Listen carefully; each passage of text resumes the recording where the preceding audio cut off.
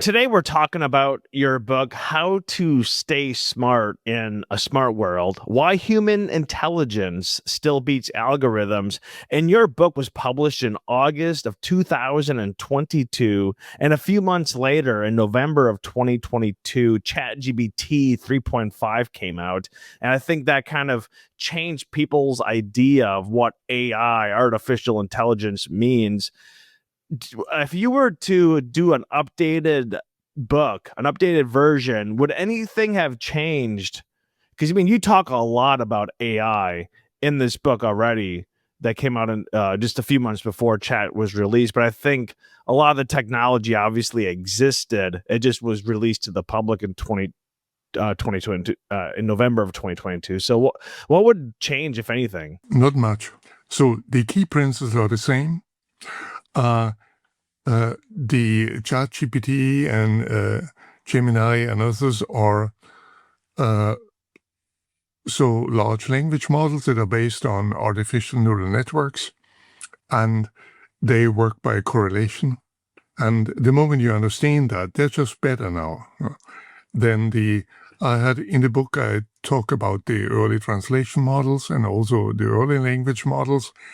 You can see how they work much better in the early versions, like in GPT-3 or 3.5, because the errors are more obvious than now. But so the first message is human intelligence is fundamentally different from machine intelligence. And there's no change to that. Yeah, I mean, the overall message would be identical, basically. Yeah. And the important point is that we need to understand how this machine intelligence works. And with large language models, it's basically correlations between worlds. And that's one of the reasons why it's so good, because it's a stable world. So the correlations between worlds in a language don't change very much, maybe in 20 years, a bit, yeah. And these are the areas where AI is generally very good, like chess, Go. Yeah, even the rules are set in stone. Huh? And so I call this the stable world principle. So in general, AI works well in stable worlds where tomorrow is like yesterday. It doesn't work as well under uncertainty, when things change and happen. For instance, predicting human behavior is notoriously difficult. There is no recognizable progress in that. And you can do it as well with experts and as well with very simple algorithms. You don't need any big data or big algorithms for that. One of the biggest themes of your book was essentially privacy. And I mean, privacy could be good or bad, I guess, depending on your perspective. But you talk a lot about surveillance capitalism. Yeah. And I mean, that was just a massive part of the book. And I think we've obviously are going even further than what it was when you wrote this book in 2022. But you talk about how a lot of Westerners kind of, well, when they hear like social credit systems, they kind of are like, oh man, that's bad. But in reality, they all like submit to it. It's like, oh, like you said, it was like the privacy paradox where it's like, oh, I'm not going to give I don't want to give my information away. But then you go on Facebook or whatever and you post you post your location. Like, oh, look at me at this coffee shop. Like, it's, you care so much, that you have all your settings. So everything is shared with your friends, etc. Like, so do you really care about privacy or not? Yeah. That is part of the business model of social media, that to get all the data from people. And so privacy is now a concept that more and more people lose as a value. But it's also an asymmetric concept. So the idea is that users should not have the value of privacy, but Zuckerberg and others, so the billionaires, they build their privacies. And you don't know very much about their lives. And that's part of the new tech paternalism that we are running into. So that, what should I do today? Eric Schmidt, a long time ago, told me Google's former CEO, told us, open your, ask Google in the morning, what should I do today? What should I do with the rest of your life? That's a type of paternalism. And some people surrender to that. They're willing to get advice. Or bestsellers like Yuval Harari's books teach you that soon there will be the superintelligence, so the general artificial intelligence coming. It will know you better than you, and it would be foolish if you wouldn't not surrender and just do what it tells you. This is part of the political part, which I really despise. This is, first, there is no superintelligence in shooting distance. It's a story that detracts from the real problem. So what the people behind the AI, so the tech billionaires, really want. And it also goes against the title of my book, To Stay Smart in a Smart World. So basically, yeah. Finish your thought. You finished your thought. I'm sorry. Yeah. So going into a new paternalism, we had enough in the 20th century. We don't want to have more of that. When I was reading your title after, when I read the title before I read your book, the How to Stay Smart in a Smart World, and then, I had a certain idea what the book was about, but then after I read the book, I was thinking that it might have been a play on words where it was different because you talk about like smart cities and all these, having a smart refrigerator. And of course, it's not really smart. It's just like, so how to say smart? I was more like, I read it after reading the book. It's like, okay, how to say smart in a surveillance world? And like smart is like the wink, wink. That's what they use. Like, oh, like get us, smart city, smart house, smart car. Like all these quote unquote smart devices are hooked up to the internet, spying on you. So I kind of I looked at your title a little differently after reading the book. Yeah, right. And just on a side story, the book has been translated in many languages, including Chinese. And one of my former students is now a professor at the Chinese Academy of Science, and asking, would you be so kind and compare the English edition with the Chinese edition and what the Chinese did with that? Because, as you said, part of the book is about explaining the surveillance, the technological surveillance in China that's happening, including the credit scoring system there, the social credit system, but also make people aware that something similar is happening already in the West without them noticing. And what the Chinese translation did, or the company who published the book, is to delete most references to China and only leave the references to US surveillance or British surveillance there. So the Chinese will now have the impression that the problem is in the West. Like we think the problem is in the East.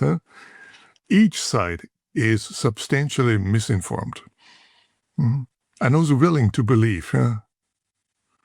So we are in the world of freedom and the others are suppressed. Talking before about how the billionaires want privacy. And it's like the whole famous story when a journalist asked Steve Jobs back in the day when the iPad came out, like, oh, the iPad is so good, it's so useful, like your kids must love it. And he's like, oh no, I don't let my kids use it. like they create these devices, and I've seen other tech founders. I saw an interview with, I think it was the founder of Pinterest, wouldn't let his kids use it. Yeah. And what does that say if they build this stuff and that they themselves won't use it or let their children use it? But that's a common pattern. It's not the first time. So I remember many times ago I was in Thailand and on the Golden Triangle and visiting little villages that produced heroin. They were in good shape. In the next village were the people who were the consumers. They were in really bad shape. Mm-hmm. So It is Tim Cook is another example who said that I wouldn't let my nephews on social media. They are aware the damage they're causing. Since we're speaking of social media, this is, I'll read this quote from your book. I thought this actually explained social media quite well. And this is where you use the analogy of the free coffee house. Yeah. And you say, imagine a coffee house that has eliminated all competitors in town by offering free coffee, leaving you no choice but to go there to meet your friends while you enjoy the many hours you spend there chatting with your friends. Bugs and cameras wired into the tables and walls closely monitor your conversations and record whom you're sitting with. The room is also filled with salespeople who pay for your coffee and constantly interrupt you to offer their personalized products and services on sale. The customers in this coffee house are in effect the salespeople, not you and your friends. This is basically how platforms like Facebook function. And of course, you could mention a bunch of the other social media platforms as well. But people always hear like, oh, like if you're not paying for it, you are the product. But that's just kind of like a slogan. I don't think a lot of people actually know what that actually means. Yeah. No, this kind of analogies help people to understand, at least those who want to understand. And it also gives you an idea about a solution, that we should become again the customers and not the product. So that would require a huge change in the laws, so that people have the right to pay for social media. And at the same time, the entire advertisement business model is stopped. And that would solve some of the problems. For instance, the incentive that keep everyone as long as possible on the social media and make the person want to get back. Even if the person doesn't remember after half an hour what it had looked at TikTok. That's the psychological experiments of B.F. Skinner. He did this with rats or with pigeons. And when they get these kind of intermittent reinforcements where you can predict whether you find something interesting or not or so, they keep pecking forever. And that's the rest of their life. You just mentioned B.F. Skinner, and of course, anyone that's went to university and taken a psychology 101 class, of course, you've heard of B.F. Skinner, right? And you're a renowned psychologist, right? That your field of study is psychology. But you actually worked with B.F. Skinner when you were working at Harvard, which I thought was interesting. Like, you just know this guy, having chats with him. I mean, how many people just happen to have dinner and lunch with B.F. Skinner? I mean, what was B.F.? I mean, kind of off topic, but it had to be pretty interesting to be friends with this guy and hanging out with him. He was, like many influential people, he was of one mind. One key idea, and he was following it through. And that was operant conditioning. Basically, that behavior of people is shaped by others. And that the idea of freedom or free will is a total illusion. And if we want a world of freedom, then we need to be very carefully about how we condition others.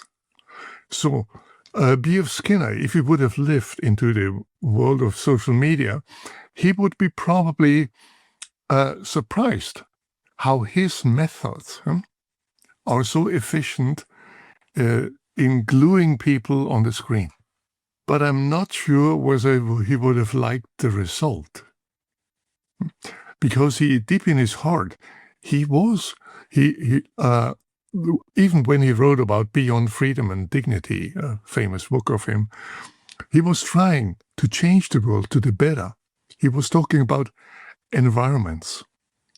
He was talking about change poverty and lots of topics that from environmental protections to avoiding wars. And that's not what this business model is for. The business model is making some people very rich at the cost of the others who waste their time, and has lots to do with addiction. But he was an interesting guy. He loved tea, and he had very bad cookies that he always offered me.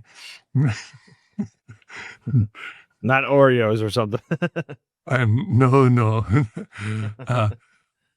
And he had firm opinions about everything. Speaking about the business model, you just mentioned that, but reading your book, How to Stay Smart in a Smart World, I think a lot of people now are afraid of AI taking over. You hear about all these tech workers being fired recently, and you have Sam Altman basically saying all these jobs are going to be replaced. You're constantly hearing this, like, oh, we're going to have to upskill these people. But after reading your book, it's kind of like, I think one of the biggest gist of it is AI doesn't actually understand anything. It's just taking, say like statistical probabilities, right. And that's why it can play chess, because it can figure out on like you're mentioning, a very stable environment.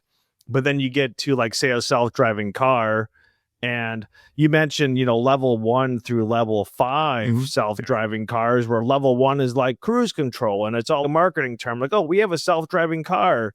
Well, yeah, we had a self-driving car 40 years ago if you're going by level 1, putting cruise control on. So it's all like a kind of lot of semantics. But after reading your book, I was thinking, I don't know why you'd be worried about AI taking any job. Or, I mean, by AI, a marketing term anyways, as you kind of mentioned in the book. And one of the early AI pioneers, Herbert Simon, who you also happen to know personally, which I also found interesting, that you just happen to know all these people. Like, it's incredible. Right. Yeah. And so I don't know Sam Altman personally, so I don't know his motives. But what he's saying is between outrageous and maybe just a marketing hype. And so he, in a year ago, he predicted again the arrival of artificial general intelligence in 2025. We have still a good month to go, but I bet everything it won't arrive.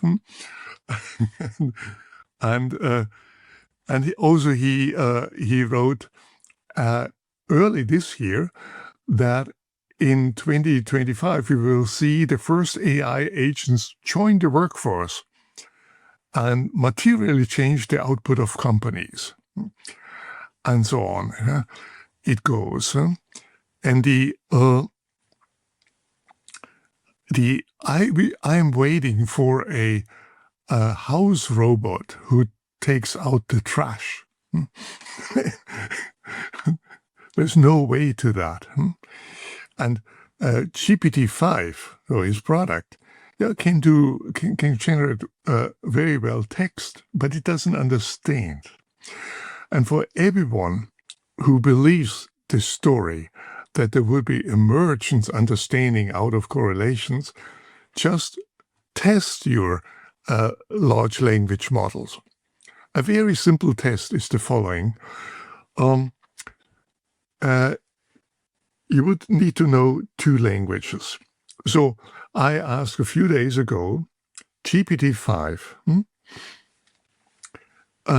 about something that is known in Germany, so in German language, but less known in the US language. You pick something like, ask about the first German stamp in 1849, and ask how many rare kind of stamps exist.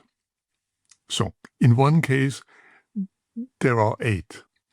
GPT-5, when asked in German, immediately produced a list of 5 of them and had a good idea. Then immediately after, I asked the same question in English. And it said, very hard question. I have to think, which is unusual. And it thought for more a minute. And then it came with one example of such a rare stamp. So what this tells you, every human would be able to translate. If I know something in English, I know it in German, or vice versa. A large language model searches within one language. And in English, there's less information about German things and vice versa, and doesn't find it. There's just one test. It doesn't know what it just knew in another language. As I kind of mentioned that you actually also knew Herbert Simon, who was one of the founders of artificial intelligence. What do you think he would think about, surveillance capitalism and where we're at right now in 2025 with ChatGPT, Perplexity, Anthropic? I mean, you can name a bunch of, Grok. I mean, name more, I guess, but yeah. Simon certainly wouldn't like the surveillance aspect where everything got. And when his big contribution was that in the early days, people thought you could program a computer by logic and create an AI by logic, but it is intractable, the problems. And Herbert Simon's contribution was to introduce heuristic search. You can't search the entire space, but intelligent search, you're searching in a good direction. And he also had a few predictions that were obviously wrong. He predicted in the 50s that there would be an AI chess champion in 10 years or 15 years. There was one later, but not with his own technology. And the Herb Simon, I have lots of respect of the man, and much of my own research on smart heuristics is based on him, but he didn't understand the stable world principle. So the reason that you can do AI with machines, that you can do chess with machines, that's really the thing what you can do in similar stable worlds, but not uncertain things. Herb Simon was a man who lived after his message. So his message is often called bounded rationality, but misinterpreted. He meant that we cannot optimize everything in the world because there is uncertainty. And he recommended finding simple solutions. And I recently published a book on Herbert Simon, the Elgar companion of Herbert Simon, where the first chapter, I asked his eldest daughter to write the first chapter and write about whether Simon followed his own principles as a private person at home. And she said yes. He had only 3 sets of clothes, one on him, one in the wash, and one waiting. He had always the same shoes, which saved him lots of decisions and kept him time for do more important things. A big theme of the book is you keep talking about the stable world, and this concept I found to be kind of scary, but I think it will probably might be becoming true, which is if we can't make these AI systems better, what we can do is try to make the world more stable.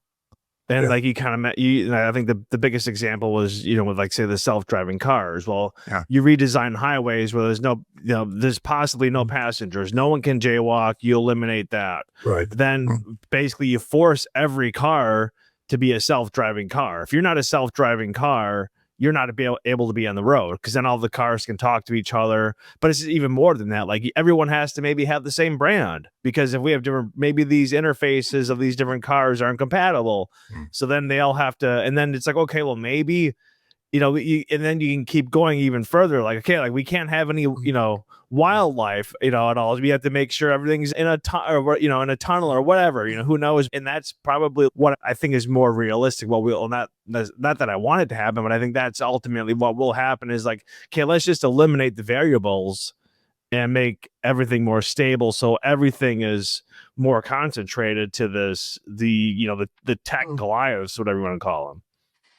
Yeah, I'm glad you find this interesting. So a self-driving car is a level 5 car that can drive without a human in shooting distance, a driver, and safely under all conditions. Such a car doesn't exist. Even if Elon Musk claims every year it will exist next year, like Sam Altman, the same strategy. Impress people. And why are these strategies being done? For instance, to get funding. But self-driving cars are, I bet there won't be any self-driving cars ever. What will happen is what you described, level 4 cars. And it's not a progression. A level 4 car is not, it's about a level 4 car requires to change the environment. A level 5 car, not. And the reason is the stable world principle. According to the stable world principle, there will be no level 5 cars. It's too difficult, the world. And one of the major difficulties are we, the other drivers. We are not always following rules.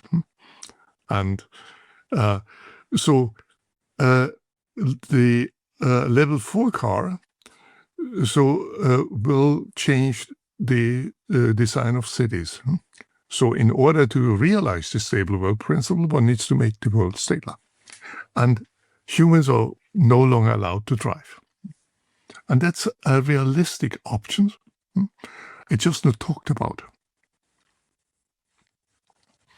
And it will be, whether you like it or not, it will be then cities where there will be little robotaxis circling around.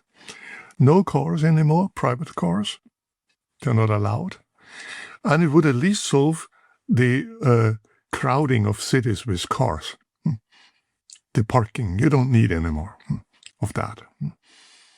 And these level 4 robotaxis will take you to public transportation, at least in Europe, where this exists. Good, fast public transportation like trains. And one of the reasons why it's not being talked about is because live in Los Angeles and look for public transportation. Good luck. So you're in Berlin, and I'm in the U.S., so we're different kind of parts of the world. Do you think that it's realistic? You're saying in the future, no one will be allowed to drive. It'll just be these self-driving level 4 robotaxis. Do you think that in our lifetime we'll see that? And if you think so, is that going to be more of a European thing? Will that be in the United States as well, or will that be global? That's a good question. The technology can be realized. I mean, there are already level 4 cars in Phoenix and in other places in the US. But their capabilities are limited. And the moment you get the humans out of off the streets, then they can really flourish. And also, the streets need to be fenced in, avoid pedestrians or animals getting on the street. That is a viable perspective, but it would require to change a little parts of a city where this is going to happen. And would that be more likely in the US or in Europe? That's a good question. I think the resistance would be different. Americans are car people, and they're not used to efficient public transport with a few exceptions. And that might be the key resistance. And also people like Elon Musk apparently don't like public transport. And in Europe, that wouldn't be so much the issue, but there may be a resistance against redesigning cities, and so that around level 4 cars. And people might say, why? Like, I lived in Europe for a little bit. Obviously, I'm from the US, but the cities in Europe are just so much more compact. They're just older, and where in the US, I mean, they're so sprawling out. Like, the public transit just doesn't work. I mean, you end up taking you'd have to take a robo taxi to a bus, to a train, to another robo taxi. It just isn't efficient. Where in Europe, it's more compact, where you might only go, I don't know, a few kilometers in Europe, where in the US you might have a 40-mile commute home or something. That's just completely. I mean, I know a lot of people where they work. Oh, it's like, oh yeah, I work 45 miles away. Jump on the interstate and you're doing 75 miles an hour. You're talking a little over a half hour ride. So I think that the two, in that respect, they're quite a bit different. We will see. But I mean, AI technology will be very useful in certain situations, and that's basically stable worlds like industry. The rest is marketing hype and religious faith, so the Californian type. Then it's not an accident that people start to talk about immortality, so that you could upload your brain into the superintelligence's brains. Just think for a moment. A superintelligence must be really, if it would exist, must be quite stupid to allow you to upload your brain. But its religious undertones are everywhere. And immortality, that is every new technology is dreamt of to solve this problem. We talk a lot about surveillance capitalism as we were discussing, but I mean, do you kind of think like we're headed towards even like say a worse world, like we're going to just end up with more surveillance? It's like you're mentioning in the book where Germany, which you had all this surveillance during the Third Reich and whatnot, you think of all the countries in the world, Germans would be very particular about, hey, like we've gone through this before, and you're like, even Germans are like, oh, let's just screw our privacy, it's more about convenience. And that's just kind of how people get sucked in, right? It's like you don't where's this quote from your book on let me see here. Okay, yeah, you say in your book, to read the average privacy policy may take about 10 minutes. To read all privacy policies one encounters in a year would require on average about 30 full work days. So I mean, no one reads the privacy 30 full work days. I mean, come on, like who's got the time? And they of course know this. And then I think you mentioned about how I forget the average reading level of an average person, but it's something like, I don't know, 8th grade, 9th grade. Yet these privacy policies are written at a 15th grade, which basically means you got to be college educated and actually graduated from college learning something instead of just checking a box. I mean, right. And these are deliberate policies by the owners of social media. So to make the text so long that even if you would want to know what's done with your data, you will give up soon. And the other thing is to make it so difficult to read that the average person will not understand it. And this is a way that you create a group of users who don't and can't even understand what's being done with them and become over that dependent. I think this is not what a democracy should look like. People have a right to know. And people should also get a right to pay for these services. We pay for everything else. For real coffee, we pay. Even for Netflix, we pay. And the original sin of the social media is when they turned to the advertisement, to the personalized advertising model. That was it. The dream of the internet was a very different one.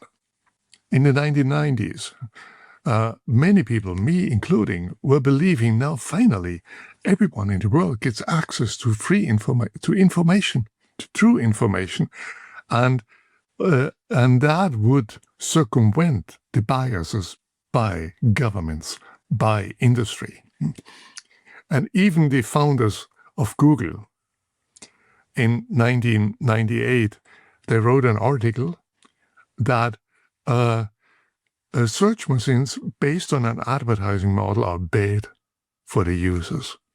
And then a few years later, they turned around 180 degrees and created one of the best search machines.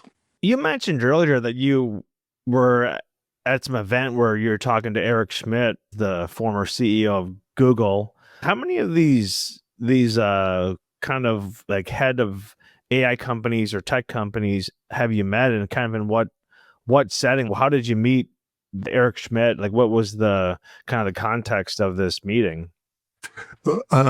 I didn't meet Eric Schmidt. My wife met him.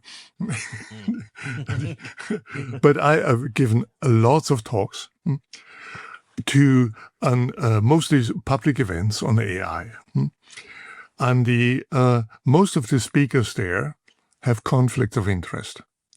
They are paid by Microsoft, by some other company. And they try to sell their products. And they've given their business line. And that's one of the problems, because people hear very little about researchers who don't have these conflicts. I don't earn any money from large language models, nor do I lose anyone.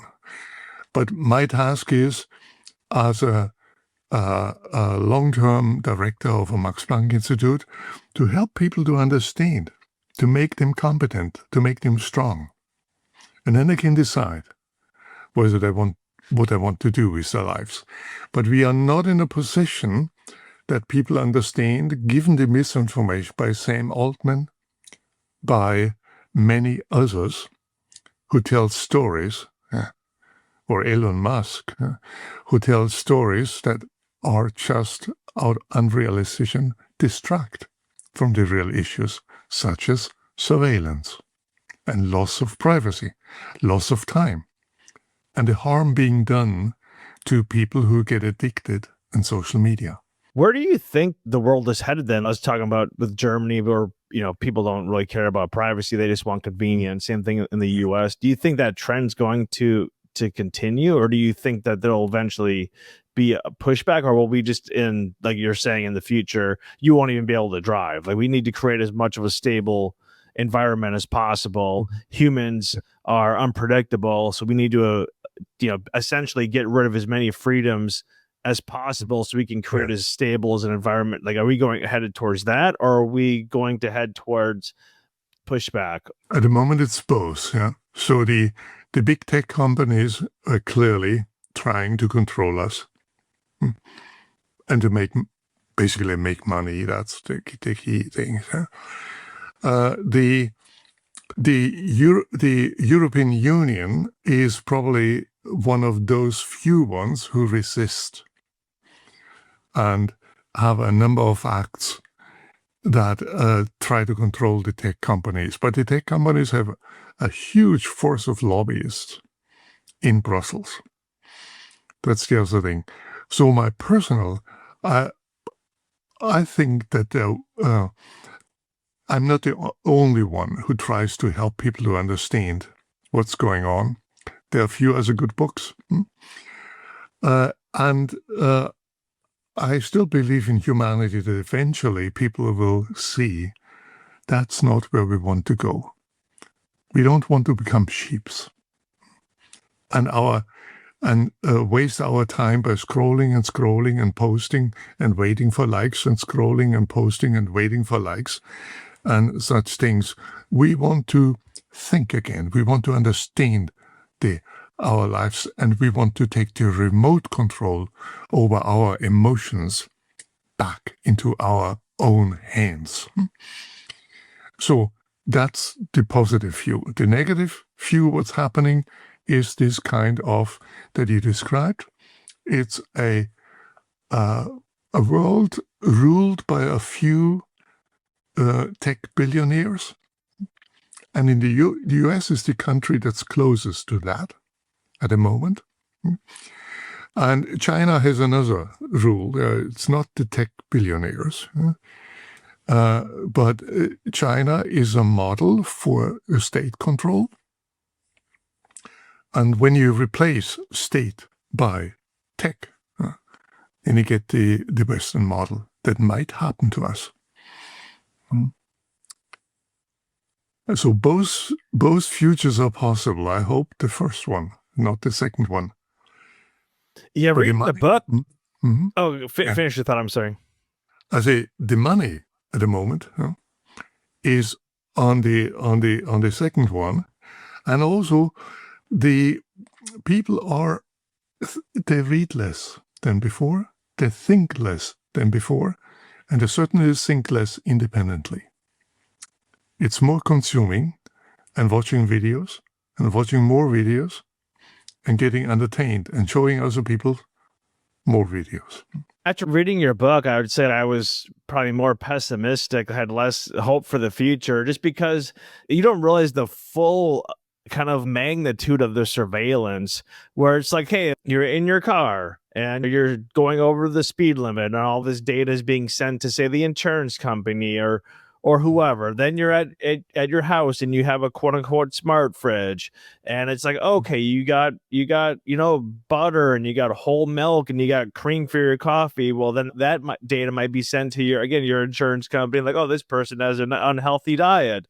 And then you have your smart thermostat, and it's like, okay, now this day, you like to keep the AC at 60 degrees at night, and you like to keep the in the wintertime, you like to keep it at 77 degrees during the day. That data is now being sent to some climate change bureau. Then you're sitting in the car having a conversation, with your wife about something political. Now that information is now being sent to, like, there's nowhere you can go, whether you're in your, like you said, your smart TV's collecting data, listening to you, your phone's collecting data, listening to you, your toaster's collecting data, listening to you. There's no place you could possibly go. And like, I mean, people want to talk about like Soviet Russia or something. I mean, this makes Soviet, like, maybe some people would love Soviet Russia now. Like, oh, Soviet Russia was so free. Like that, the history books in 50 years, like, man, Soviet Russia was they didn't care what you did. They had such loads of freedom there, Yeah. And to add to your technologies, smoke detectors are now available with microphones, and if you want, with cameras to monitor everything. And what's the advantage of a smoke detector with a microphone? It can listen to what you're saying. For instance, right. You have from the standpoint of the detecting smoke is what I've been. No, it's not about smoke. Right, it's not about. It's about exactly that's right. So you have a department store, and you want to listen to your employees, what they're saying. Or with a camera, monitor them, and they don't know, because they're hidden, whether they're taking a break. So you can know whom to fire. Wow. And of course, I mean, I'm sure they've had that technology for years, though, right? I mean, yeah. What do you think's the most, like, say, sinister of these technologies that the average person just wouldn't think of?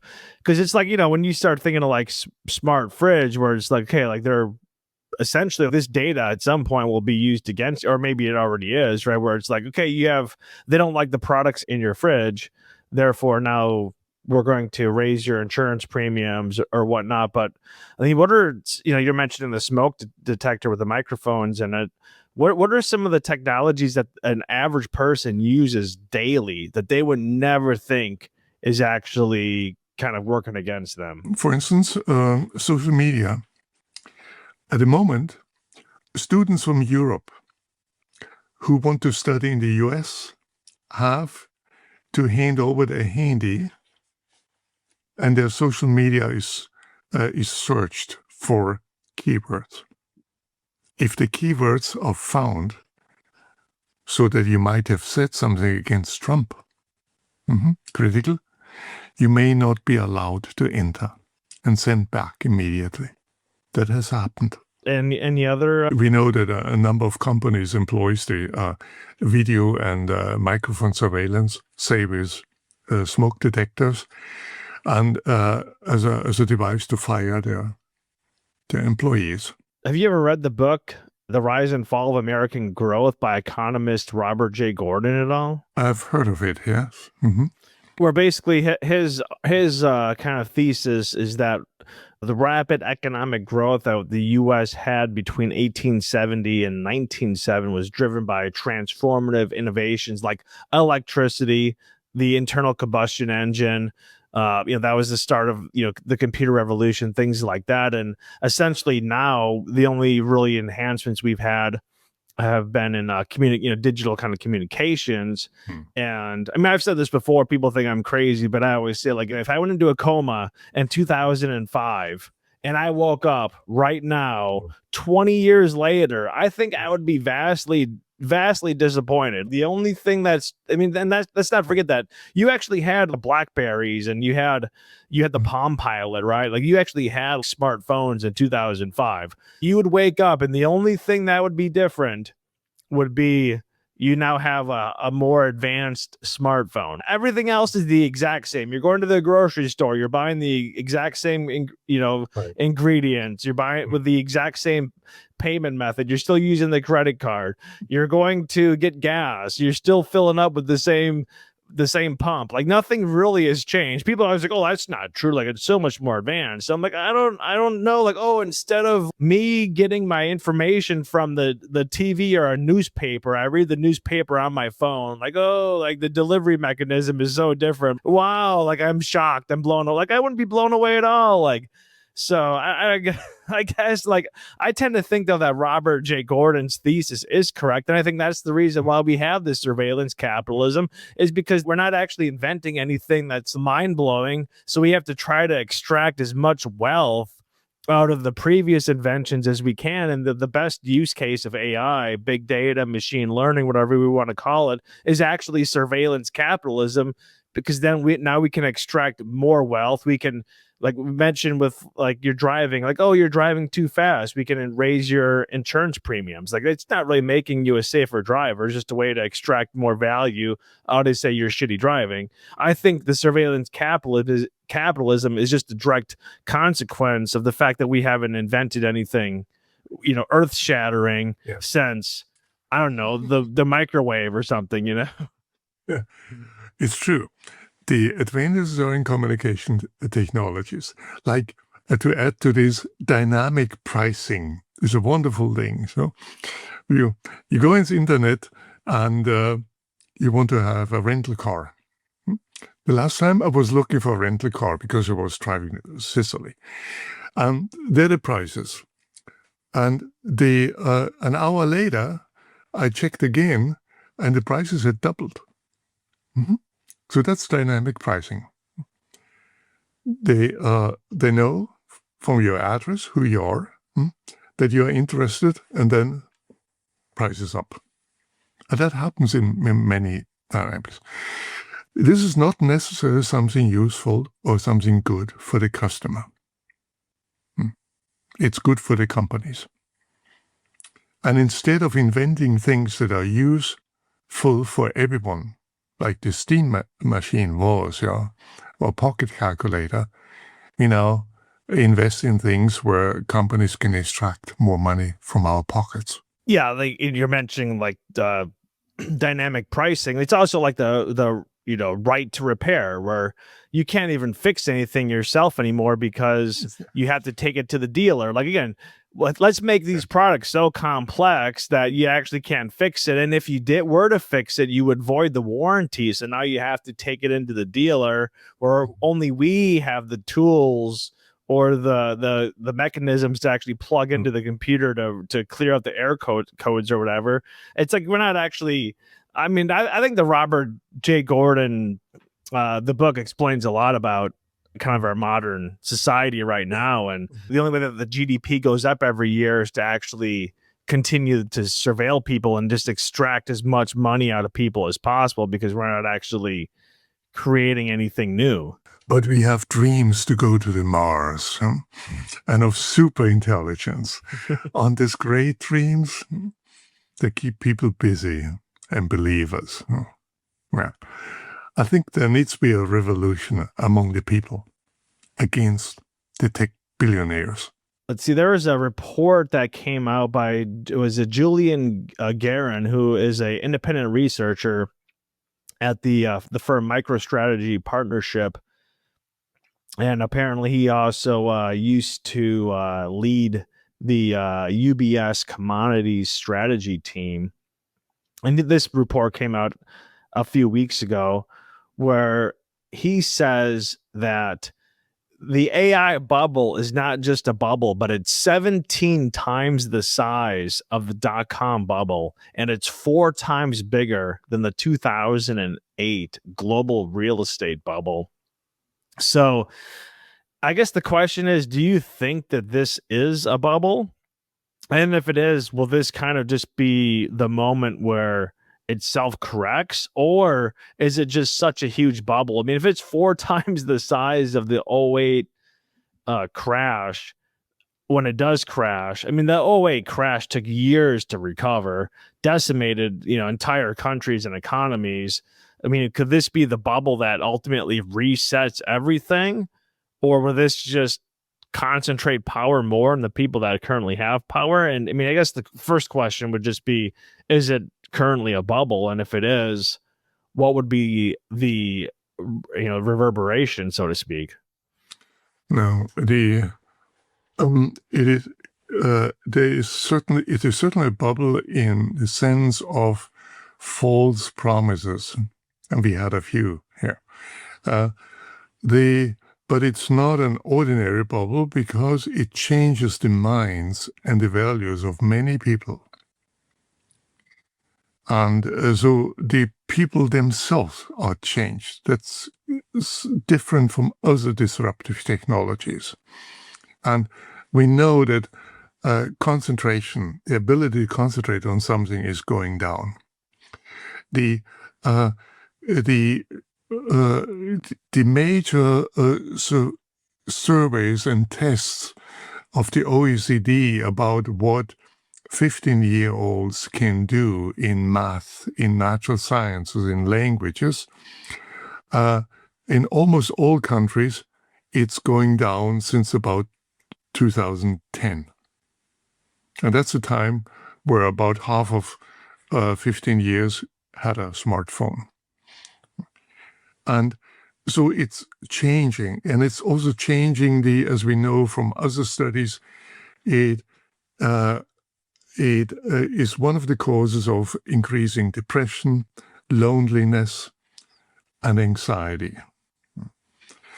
And if we have large parts of our people who cannot concentrate anymore, who are dependent on social media, and for them, social contact is no longer to look in someone's eyes, to have a nice time with a person, but it's about posting, editing, sharing, and liking, and scrolling. Then we will have different people. And these people will be easier to be reined and controlled by some elite. And maybe an elite who doesn't allow their own children to become dependent. One of the parts of your book, How to Stay Smart in a Smart World, that I found fascinating was you're talking about how it's like with big data, and the solution is always more big data. If something's not working, we just need to throw more computing power, more data at it. And one of the big gist of your book is like, actually, a lot of times you just need to simplify. And you talk about a person that's predicted every U.S. election since, I think, was it like the early 1980s? And they use, I think it was 12 parameters only. So instead of having hundreds or thousands of, or tens of thousands of parameters, they use 12. And even the more fascinating with this was, it wasn't even really about the candidate. It was more about who was already in office. And using these 12 parameters, this person has predicted correctly, including the 2016 election of President Trump, which everyone, I think you mentioned about some AI algorithms had Hillary Clinton winning at like a 98.6% chance. And this person using 12, data points, so to speak, most of the data points not even related at the time to Trump in 2016, more related to the Democratic Party. And yet they get it right every time. So a lot of time, and like, I remember I had a sociology teacher who once said in the university, said stereotypes exist for a reason. And again, they're not right every time, but it is a rule of thumb. It's a heuristic. It doesn't mean that it's right, but like you have these rules of thumbs that have minimal data points, but they just are correct. So if you want to kind of talk about what I just mentioned there. Yeah. No. I'm very impressed that you really read a book and understand the major things. It's not with every podcast host. So, it's again a version of the stable world principle. If you deal with an uncertain world, make it simple. Here, complex algorithms, they may impress you, but they don't help you. And I have a few examples in that. One is this question of how to predict who of two candidates will become the next president of the United States. And this is a very simple scheme that has never been topped by any big data algorithms. Or another example is, remember Google flu trends. So the Google engineers tried to predict the spread of the flu, an important problem. But they didn't understand that this is a problem under uncertainty, not about predictive, but stable risks. Flu viruses, they mutate, and they every year come in a different disguise. So in that situation, big data doesn't help. And we have made the same prediction as Google flu trends for for the entire running time of the system, and used only a single data point. The most recent news about the amount of flu-related doctor visits, and we beat big data, Google flu trends, big data every year, and for every of their updates. They updated in the wrong direction when they realized that something new came, like the swine flu, and the algorithms had learned that in the winter the flu is high, in the summer low, and the swine flu come in the spring and went into the summer, so they couldn't stop the algorithms like a big tanker. You cannot turn it around. Then they updated the algorithm, believing that it's a complex problem. If my complex algorithm doesn't work, I make it more complex. That's the wrong thing to do under uncertainty. They should have made it simpler. And the extreme, just looking one data point, actually beats big data in this situation. But you need to talk to people, they're brainwashed, to explain them that big data doesn't work every time. It works if you're in a stable world, yes. But it doesn't work for things like predicting viruses or predicting human behavior. Predictive AI is not a success story if it comes to humans. Generative AI works fairly well. It has a stable world. Do you have any grandchildren at all? Two, and what's the age range? 4 and 1. Oh, 4. Okay, so I guess they're pretty young. I guess they're kind of like, I try to since I do a lot of podcasts in AI, I'm just kind of curious of what people would recommend in this case to say your grandchildren when they're getting closer to like 18, graduating high school. I mean, would you recommend going to university?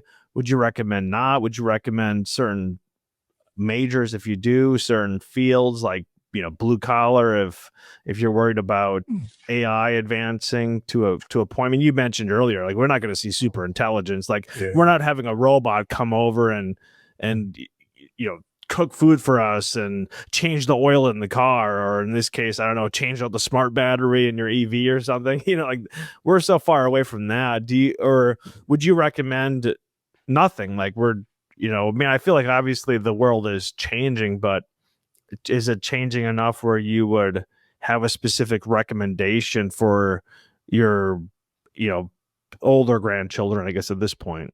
Yeah.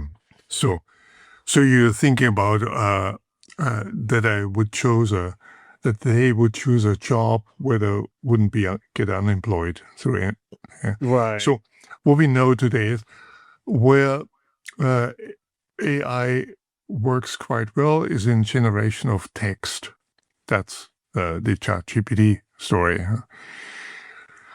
But still, humans are needed to oversee that because it makes outrageous errors.